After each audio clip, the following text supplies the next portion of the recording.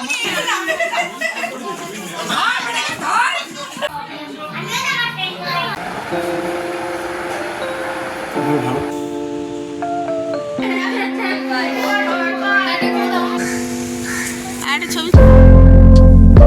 Evening বন্ধুরা, সকাল থেকে ব্লগটা শুরু করেছি। এটা তারই সেকেন্ড পার্ট।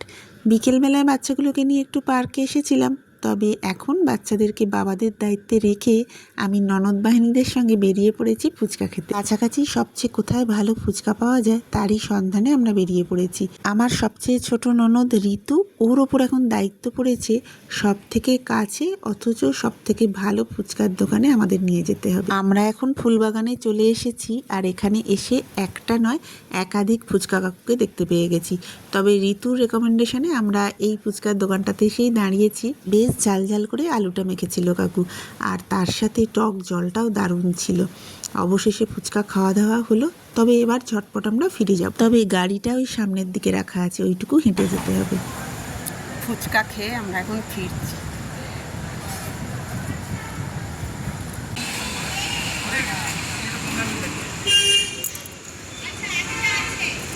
খুদেগুলোকে রেখে গিয়েছিলাম বলে একটু মনে হচ্ছিল, তবে এদের আজকে কোনো ভ্রুক্ষেপ নেই। বাবা মা কোথায় যাচ্ছে কি করছে, এরা নিজেদের মতো সঙ্গী সাথী খুঁজে নিয়ে দেদার আনন্দে মেতে আছে। এখন হবে বার্থডে সেলিব্রেশন, তবে একজনের নয়, একসাথে 4 জনের। লাস্ট উইক বাবলিদি মানে আমার বড় ননদের জন্মদিন ছিল, আর কামিং উইকে কিরণ ভাইয়ার জন্মদিন।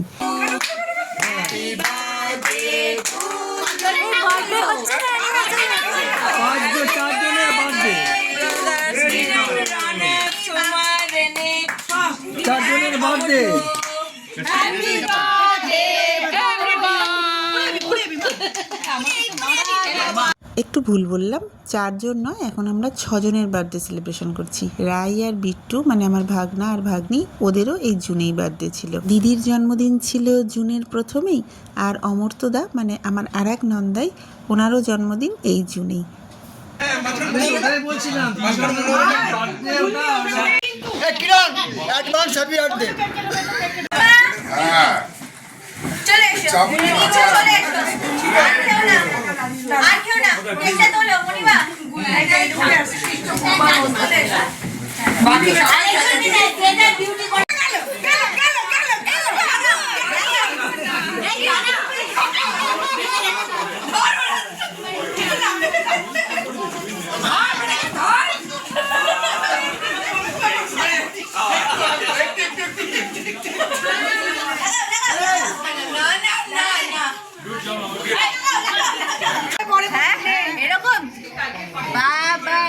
কেক কাটা পর্ব হয়ে গেছে, এবার খাওয়া পর্ব চলছে। তবে সন্ধ্যে থেকে আড্ডা দিতে দিতে ঘড়িতে সময় দেখছি অনেকটা এগিয়ে গেছে। এবার ভাবছি আর্যকে আগে খাইয়ে দিই। Thank you.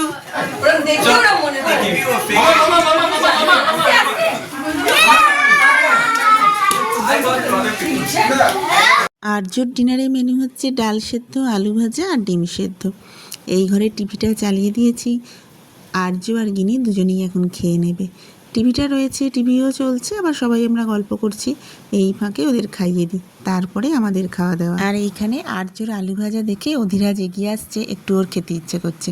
তবে ও আর্যদের থেকে অনেকটাই ছোট, ও রাত্রিবেলা এগুলো খাবে না স্বাভাবিকভাবেই।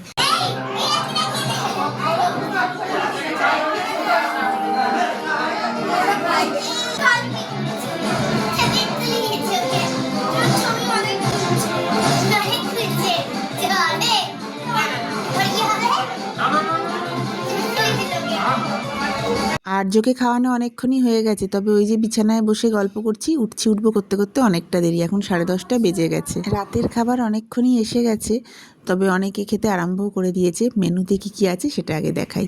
মেনুতে রয়েছে মিক্স চাউমিন আর চিলি চিকেন। আজকের দিনটা তো খাওয়া দাওয়া আর আড্ডা দিয়ে দারুণভাবে কেটে গেল। ভালো সময় ঝটপট করে কেটে যায়। আগামীকাল মানে ঠিক 24 ঘন্টা পরে এই সময় আমরা জামশেদপুরে থাকবো।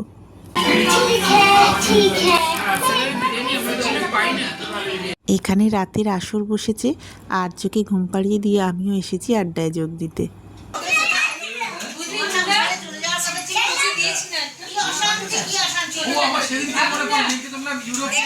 আর্যর মা ডাকাচ্ছে, ওই যে আর্যর মা ছাড়ো। এটা পরের দিন সকাল, কাল রাত্রে গল্প করে শুতে শুতে বেশ দেরিই হয়েছে। আর আজকে কিন্তু বেশ সকাল সকাল ঘুম ভেঙে গেছে। রুমের পর্দাটা সরালেই যেহেতু নিচে মন্দিরটা দেখা যাচ্ছে, তাই সকালবেলায় পর্দাটা সরিয়ে দিয়েছি। আর্যও আজকে অন্য দিনের তুলনায় বেশ সকাল সকাল উঠে পড়েছে। উঠেই গিনি দিদির খোঁজ, আর গিনি দিদিও ঘুম থেকে উঠেই চলে এসেছে আর্যর কাছে। আর্যর এই গিনি দিদির সাথে আপনাদেরও একটু পরিচয় করিয়ে দিই। গিনি হচ্ছে আমার খুড়তুতো ননদ রিঙ্কু, ওর মেয়ে। আর্য আর গিনি যেমন ঠিক পিঠোপিঠি, মানে ওরা ওই 1 বছরের ছোট বড়। শাশ্বত আর রিঙ্কু ঠিক তেমনই ছিল। বিয়ের পর থেকে আমি শাশ্বতর আর রিঙ্কু দুজনের দুষ্টুমির প্রচুর গল্প শুনেছি, তাই ওদের দুজনকে যখন সবাই সামনে থেকে দেখে ওই ছোটবেলার দুষ্টুমিগুলোর কথা খালি বলা হয়। তবে এটাও ঠিক, শাশ্বত আর রিঙ্কু পিঠোপিঠি ভাই বোন হলে যেমন হয়, যত ভাব তত ঝগড়া, মানে এক দুষ্টুমিও করতো, প্রচণ্ড মারামারিও করতো। তবে গিনি আর আর্য সত্যি সত্যি গুড, ওরা কিন্তু একেবারে ঝগড়া করে না দুজনে। জলখাবার এসে গেছে, আর জলখাবারের মেনুটাও দুর্দান্ত। যখন আমি খাবো নিশ্চয়ই আপনাদের সাথে শেয়ার করব। তবে এখন আমি রুমে চলে এসেছি একটু ভিডিও করব বলে। অনেকেই তবে 10টার মধ্যে বেরিয়ে পড়বে, তাই খাওয়া দাওয়া ওদিকে শুরু হয়ে গেছে। তবে আজকে সকাল থেকে আকাশের মুখ ভার, সকাল থেকে খালি বারবার বৃষ্টি হয়ে যাচ্ছে। এবার খেয়ে নিই। আজকের মেনুতে রয়েছে কচুরি, আলুর তরকারি আর মিষ্টি। কচুরির সাথে যে তরকারিটা ছিল সেটা বেশ একটু অন্যরকম, মানে আমরা সাধারণত কচুরির সঙ্গে যে আলুর তরকারিটা খাই এটা ঠিক সেটা নয়, একটু আলুর দম টাইপের এটা লাগলো। এটাও কচুরি দিয়ে দারুণ লাগছিল খেতে, সাথে তো দারুণ মিষ্টি ছিল। এদিকে আর্যরা কি করছে একবার দেখাই। আসলে গিনিরা রেডি হয়ে গেছে, ওরা এক্ষুনি বেরিয়ে পড়বে, তো সেই জন্য ওদের একটু মন খারাপ হয়ে গেছে, যাবার আগে একটু খেলে নিচ্ছে। আর অনেককেই বলেছিলাম সকাল সকাল বেরিয়ে যাবে, তো এই যে এখন একটা যাওয়ার প্রস্তুতি চলছে। আবার দেখা হবে আজ।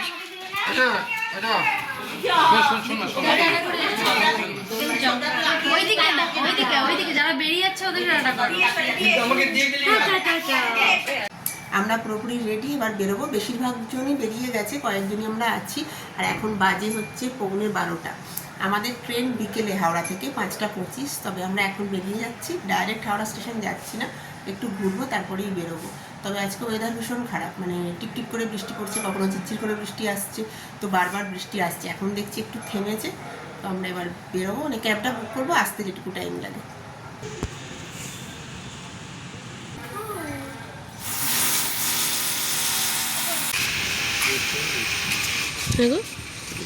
প্রিয়াকে বলে দিই আমরা বেরিয়ে গেছি। নিয়ে যাবো। হ্যাঁ নিয়ে আচ্ছা, নিয়ে যাও। আপনাদের তো আগেই বলেছি আমরা ডাইরেক্ট এখন হাওড়া স্টেশন যাচ্ছি না, আমাদের এখন একটু ঘোরার প্ল্যান রয়েছে। তবে ওয়েদার কতটা সাথ দেবে সেটা বুঝতে পারছি না। আমাদের প্ল্যান যেরকম ছিল সেরকমভাবেই আমরা চলে এসেছি আমাদের গন্তব্যে। আর জায়গাটা দেখে আপনারা দেখুন তো চিনতে পারছেন কিনা। আশা করি এতক্ষণে আপনারা বুঝতেই পেরে গেছেন আমরা কোথায় এসেছি। জীবনের অনেকটা গুরুত্বপূর্ণ সময় এইখানে কেটেছে। আজকে সারাদিন কি করলাম সবটুকু ডিটেলস নিয়ে খুব শিগগিরই নেক্সট ব্লগে আসছি। ততক্ষণ সবাই খুব ভালো থাকবেন আর সুস্থ থাকবেন।